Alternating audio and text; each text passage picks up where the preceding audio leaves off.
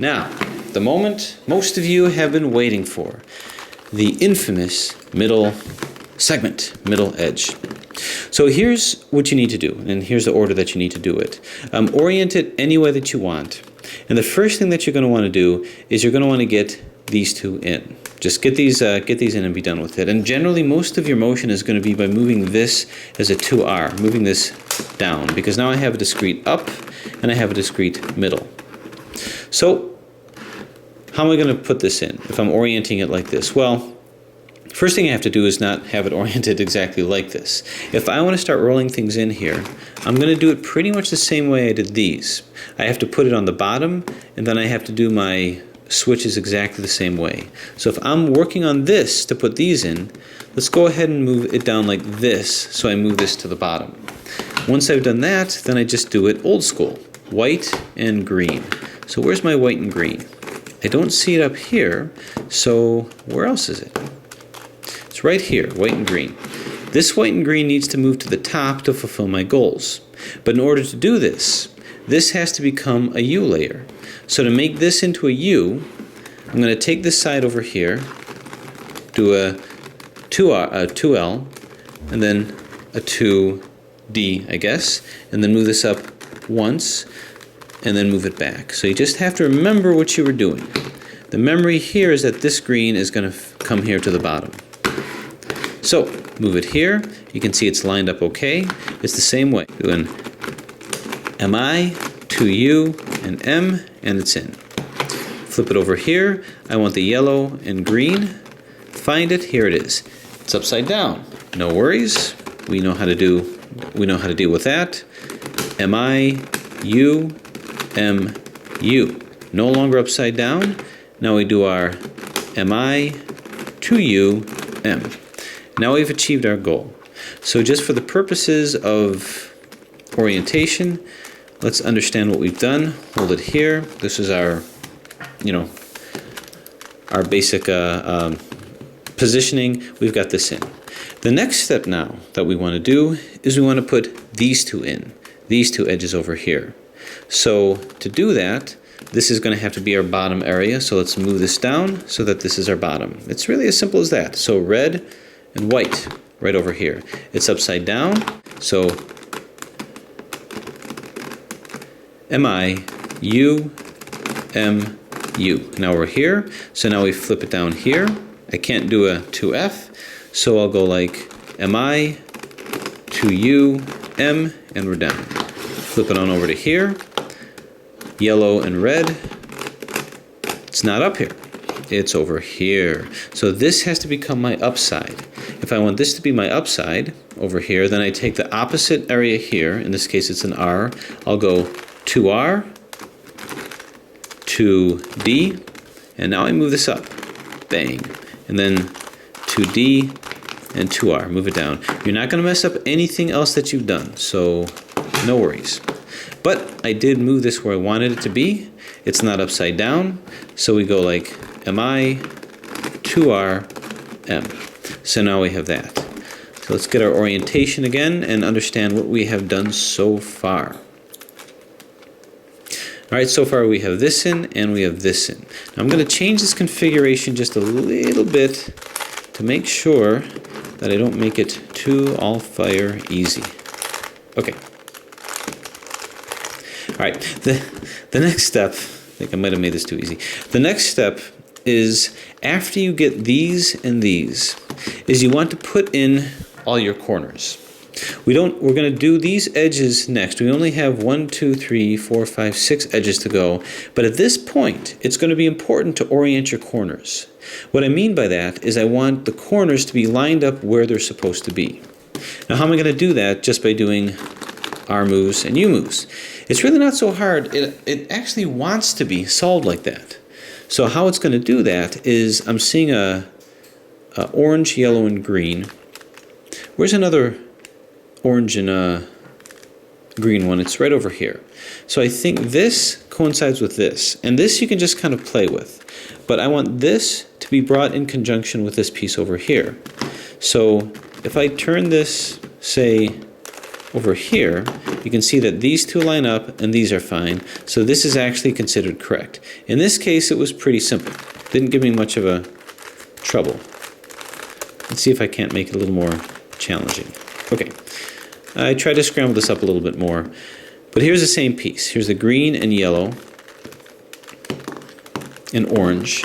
Let's say I want to put this in conjunction with this piece here. Again, it's pretty easy. Double turn it here. You can see that, oh, good, so it is more of a challenge. What am I going to do to put the corners in? Well, I can see, in this case, maybe a red and blue. Got a red and blue over here. So let's see if I can't try to line these guys up. And again, you just have to kind of play around with it. I can turn this over here, and this isn't quite right, because these don't really line up with each other so good. These don't line up with each other so good either. So I think maybe what has to happen is these two have to turn somehow. So I'm going to maybe turn this like so. Turn this in. All right, my thinking is that these guys go together, but they're just not oriented quite right. So what I'm going to do is take them out of alignment from each other, turn this over here to separate these two, and turn them here. Now once I've done that, I can try to line them up a little bit better.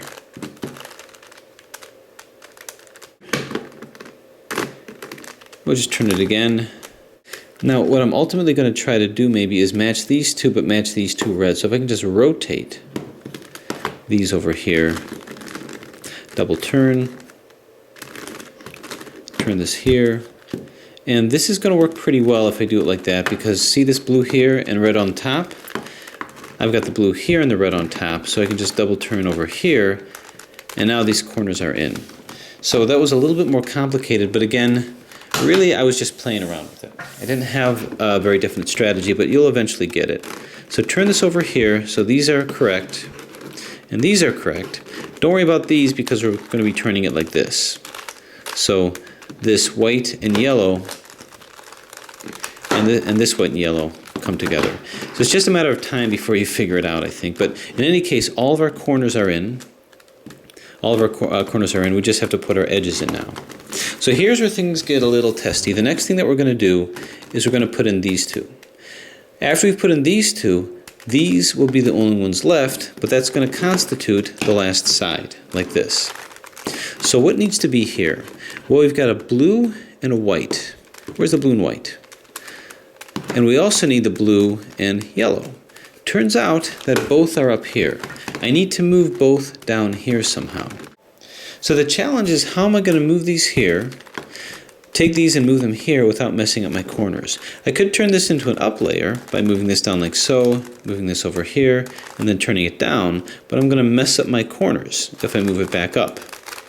So what can I do to make this a little more consistent and a little easier? Well, there's a couple things that I could try, but basically what I'm going to want to do is, if I move it like this, and this is the top layer, what I can try to do is shift this over to here by doing perhaps a Z-perm. If I do a Z-perm, so this will end up here, this one will end up here, so I'll at least have one of them over here that I can make use of, and I won't have touched this. So a quick application of the Z-perm then is going to be M2, M2, M, U2, M2, U2, M. So that put that over here. And I can always just move that over here, so at least we have that where it's supposed to be. That's all fine and well. What about moving this one in? Rather, this one in. Well, for me to move this one in, I got to move this one out first. So why don't I actually double turn this, and now this one's in place. So now what we have is we have both of these where they need to be by doing a Z-perm. So just to recapitulate that, by doing a Z-perm, I move this to here and this to here. So now this is in the proper layer. So now I can double turn this here, and I can double turn this here. And by doing double turns like that, I didn't mess my corners up.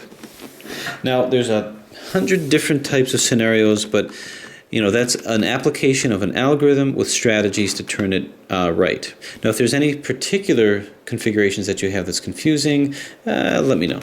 But what we're going to do now is we have to orient. We have to turn this up in order to put this in. These are ways of moving these things around without touching the corners. That's why I wanted to put the corner in. So to move this up, what we're going to do is the algorithm that basically, I don't really care about this, I just care about these two. And these two are opposite each other, so what I'm going to do is the one that flips these. So it's going to be the opposite ones that'll cause permutation of those.